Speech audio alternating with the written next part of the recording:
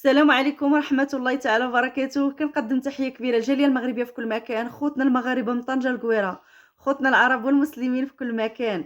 غنقول بسم الله توكلنا على الله، لا حول ولا قوة إلا بالله العلي العظيم. اليوم اخوتي القصة اللي غنشارك معكم والله ما عرفت العنوان اللي غنحطو فيها. قصة واش من قصة، قصة خيانة. وهاد السيدة واخا خانت ما نادماش لأنها خانت. علاش؟ هادشي اللي غنعرفو في هاد القصة اللي أغرب من الخيال. اللي حط لينا بصمة يبصمها في الكعبة، نهار الخايب تكونوا غايبين ونهار الزوين تكونوا حاضرين ناظرين. الله يبعد علينا وعليكم شر الخلق، والله يبعد علينا وعليكم ولاد الحرام، والله يبعد علينا وعليكم اللي ما كيخافش الله. غنفراني ونرجعوا بالماضي. اللي ما عندوش ماضي ما عندوش حاضر، واللي ما عندوش بداية ما عندوش نهاية. هذه خوتي واحد السيدة اللي اسميتها زينب. زينب اللي الأب ديالها كان سارح عند واحد الراجل اللي لاباس عليه. راجل عنده الأغنام، البقار، ال كيما كيقولوا الفاصة، عنده البقر كيحلبو، عنده بزاف ديال الحوايج. كان هاد الراجل خدام عند هاد الحاج حمادي. هاد الحاج حمادي اللي الزوجة ديالو ماتت وخلاتو عنده غير ولد واحد. وداك الولد واحد النهار وهو هاد الحاج حمادي واحد النهار وهو قاطع الشانطي داك الولد اللي بقى اللي يعني ملي ماتت الزوجه ديالو بقى عنده داك الولد. واحد النهار وهو قاطع الشانطي مول الامانه دا امانته ضربو كامي ومات. صافي هاد الحاج حمادي قرر ما يتزوجش، بقى عايش بوحدو مع السارح ديالو اللي هو الاب ديال زينب. زينب كانت هي البنت الكبيره عند الاب ديالها وعندها خوتها صغار منها وخواتها صغار منها. المهم كانت هي هاد زينب هي اللي كانت ديما كدير الماكله للحاج الحاج حمادي. كانت كدير ليه ياكل، تصب ليه حوايجو، تشطب ليه الدار ديالو، كانت ديما قريبه منه. الحاج حمادي بغاها وحبها، تقرب منها بزاف. مشى لعند باها، قال لي واش تقدر تعطيني زينب نتزوج بها. انا الصراحه ملي ماتت الزوجه ديالي ما بقيتش عاود تفكرت نتزوج، ولكن بنتك بغيتها، واش تقدر تعطيها ليا؟ قال لي مرحبا، نقدر نعطيها لك. فعلا داكشي اللي كان عطاه بنته تزوج بها، ودار واحد العرس اللي زوين اللي كاع القبيله حضرت ليه، عبيده الرما والخياله، دار فيجطه ماشي عرس. حيت ماتت مرته واحد المده اللي دازت عليها مع تقريبا 10 سنين ما تزوجش. وفاش تاني مات الابن ديالو حتى هي جلس واحد الفتره وقرر قال علاش ما نتزوجش ونولد حتى انا وليداتي. فعلا داكشي اللي كان تزوج بزينب. زينب ما مخليش شي حاجه اللي ما كيديرهاش ليها. زينب ماشي تزوجت بيه حكا تبغيه، زينب تزوجت بيه كما كيقول يا اما شفقه يا اما طمع في ماله. خو زينب كبر، ويعني كان هو تابع زينب تقريبا. كان زينب تزوجت ديك الساعه في عمرها ما عرفت تقريبا 27 سنه. الاخ ديالها كانت في عمره شي 20 سنه. سهل عليه الله ومشى للطاليان.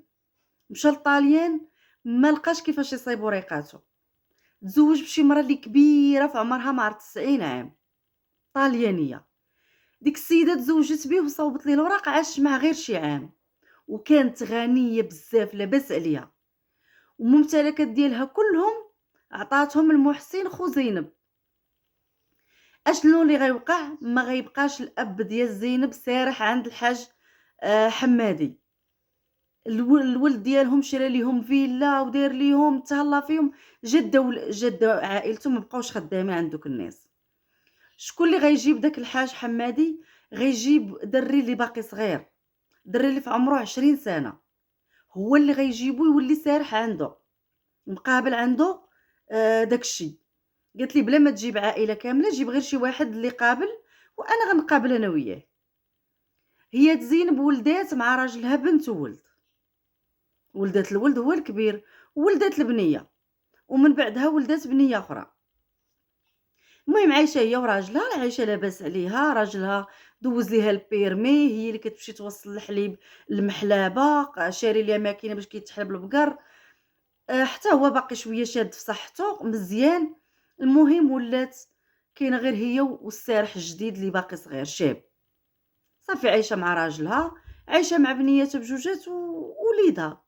عائلتها كيف ما قلت لكم ولاو لاباس عليهم، ولاو من الاغنياء.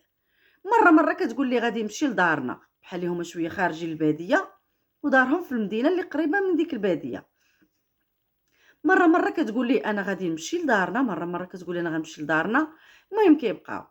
واحد المره كاينه واحد الدار اللي هي بحال الدار مهجوره، بحال شكل خربه.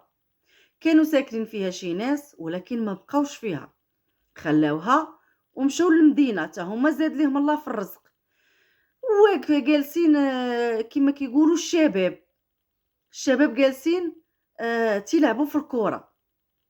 وهاد الدار شويه خارجه، بحال اللي شويه قلتي مكشوفه، ماشي داخله في وسط الغرس ولا في وسط الزيتون ولا في وسط، لا، هاد الدار مكشوفه.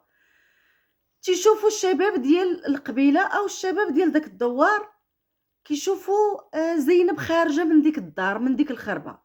او قالوا شنو غتكون داخله مرت الحاج حمادي كدير هنا؟ الحاج حمادي راه كبر منها ب30 سنه، اش غتكون؟ وتيضحكوا بيناتهم وكون راها داخله تقضي حاجه، يعني زعما كون راها كانت في شي بلاصه وتزيرات بالغائط ولا بالتبول ودخلت لتما باش تقضي حاجتها.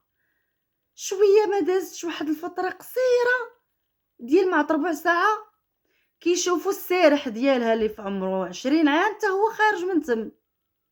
اوه، اش غيكونوا هادو كيديروا؟ مرت الحاج حمادي والسارح ديال الحاج حمادي خارجين بجوج في دقه واحده. اش غيكونوا تيديروا مثلا تما؟ الدراري ضرهم راسهم، ما قالوها حتى لحد. ولكن راك عارفه الشباب، راه الشباب في العشرينات، في ال25، في السطاشيات، 18، يعني شباب مخلطين في الاعمار ديالهم. قرروا باش غيردوا البال لديك الدار، واش غيعاودوا هاد الناس يجيو ليها ولا غير صدفه هادشي.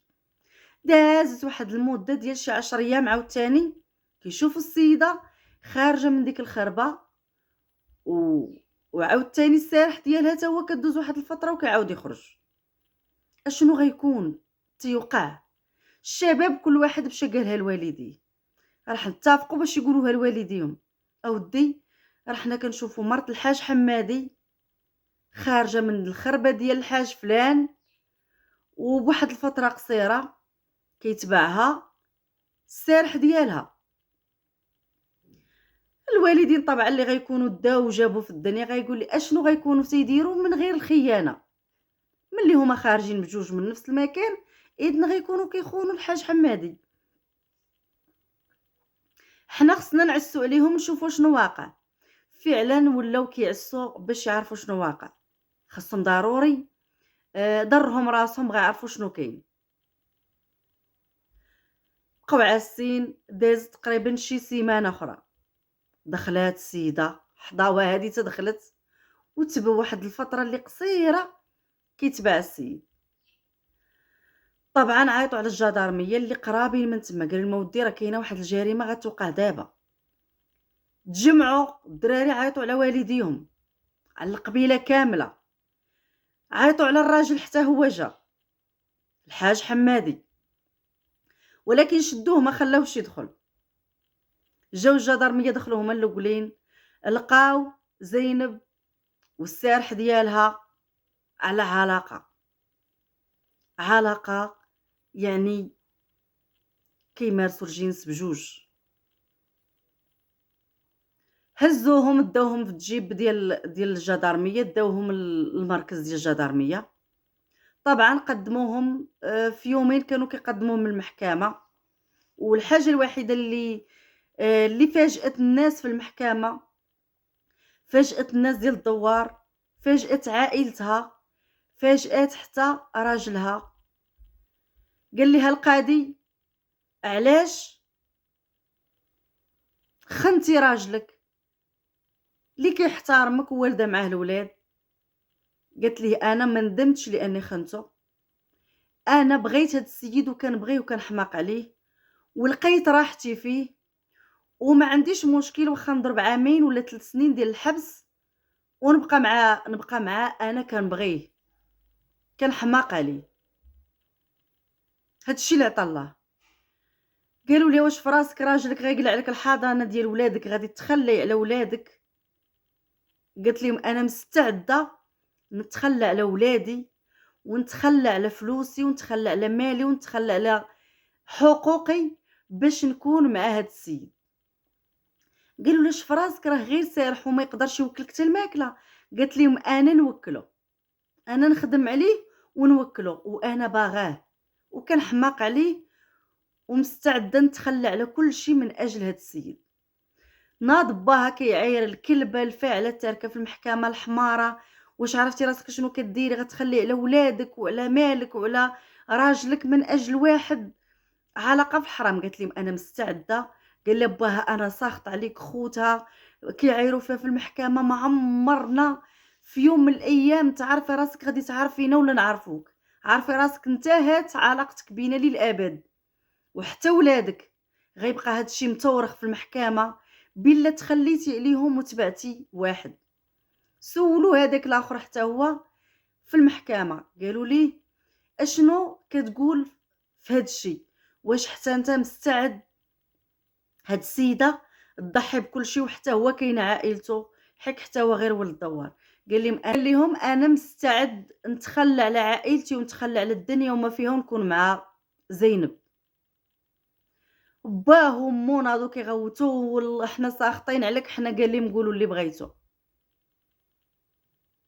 انا كنبغيها وكنحماق عليها وهي كتبغيني وكتحماق عليا، نتوما اشنو دخلكم؟ حنا غادي نضربوا الحبس وغنخرجوا غنتزوجوا. وفعلا هاد الجوج دخلوا ضربوا الحبس، حكموا عليهم 6 شهور ديال الحبس نافذه في حقها وفي حقه. ومن بعد ما خرجوا من الحبس بجوج تزوجوا وبداو حياتهم. من بعد الفضيحه اللي تفضحوا في وسط قبيله وفي وسط ثلاثه ديال العائلات، عائله الحاج، عائله زينب، وعائله العشيق ديالها، تفضحوا في وسط ثلاثه ديال القبائل. طبعا هما ما غيبقاوش تما. من بعد ما خرجوا من السجن مشاو بدلوا بلاد اخرى، مشاو لبلاد اخرى وتزوجوا فيها. وهاد السيد خدم وسبحان الله ربي يسر عليه. واحد النهار وهو تيشرف شي حاجه قديمه باش يعني تيشرف شي وسايد وفي واحد المانطات وداك الشيء قديم باش يحكروا عبيت مع الجيران. شرا واحد 3 د الوسايد،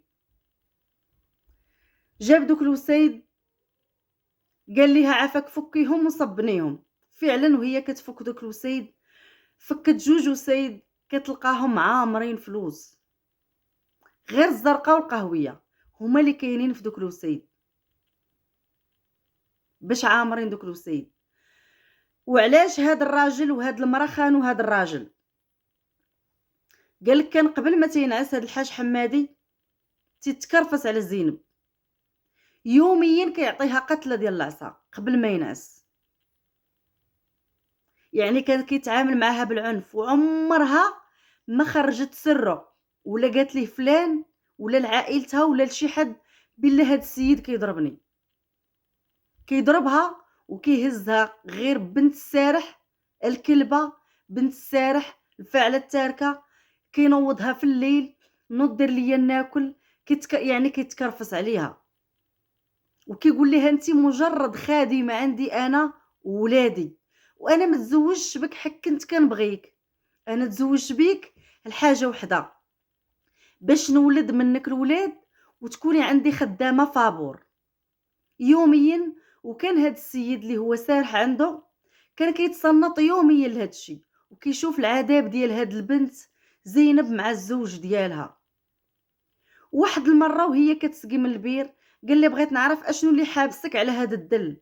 قالت لي حابسيني ولادي. قال لي واش فراسك راه تقدري تبداي حياتك من جديد وولادك ما ديهمش معاك؟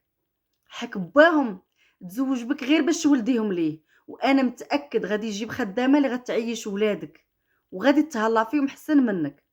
علاش ما تبديش حياتك من جديد؟ ما عرفتش راسها هاد السيده امتى تسلل الحب ديال هاد الولد لقلبها، حيت هي ما لقاتش اللي حن فيها. وفعلا هاد السيده مشات لعند عائلتها، لعند باها وامها وخوتها، وقالت ليهم راه الحاج حمادي كيتكرفس عليا. قالوا لي ما عندنا ما نديروا لك، ما غاديش تجيبي لنا 4 ديال الاولاد وتجي 3 ديال الاولاد وتجي لعندنا. جلسي مع راجلك حتى تموتي. عيطات على خوها اللي ولا غني، قالت لي خويا راه واقع ليا وواقع ليا. قال لها جلسي مع راجلك صبري حتى يموت وورثيه. يعني بمعنى الجيعان كيبقى جيعان واخا يشبع 40 عام، حيت هما فات فيهم الجوع عائلتها، فما غاديش واخا شبعوا بقاو جيعانين. يعني عائلتها وراجلها هما اللي دفعوها لهاد الخيانه، ماشي هي جات وخانت راجلها. وقالت لهم انا ما ندمتش لاني خنته، هي ما ندماتش حيت خانت راجلها. علاش؟ لان هو اللي دفعها الخيانه. علاش انا كنرسل رساله دائما للرجال، كنقول لكم اللي عنده شي مرا يحن فيها، راه مستحيل شي مرا كيحن فيها راجلها كيكسيها ويصبطها ويتهلا فيها ويعطيها الحنان والاهتمام، غتقلب على راجل اخر من غيره، راه مستحيل. الا لكان هو قاسي عليها، راه ما كتعرفش حب راجل اخر منين داز ليها. وهادشي كله لا تشاركناه معاكم غير باش داكشي اللي كيوقع لغيرنا ما يوقعش لينا. وكرسل رساله دائما للرجال، تهلاو في النساء ديالكم، عطيوهم حنان الاب، حنان الام، حنان الاخ، حنان الاخت. حنوا في نساكم، حنوا في بناتكم، راه ما غيقلبوش على غيركم. السلام عليكم ورحمه الله تعالى وبركاته.